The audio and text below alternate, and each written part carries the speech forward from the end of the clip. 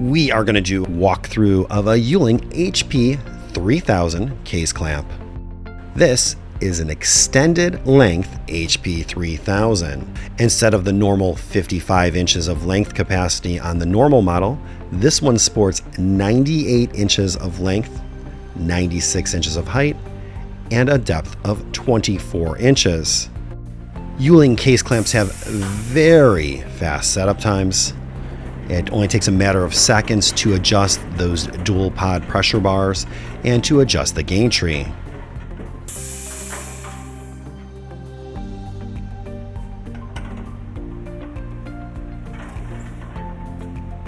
The minimum locking position for the gain tree is 11 inches.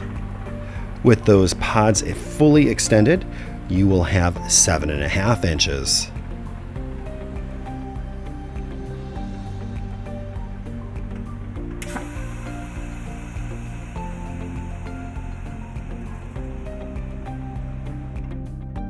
We did replace all 4 of the carriage lock cylinders.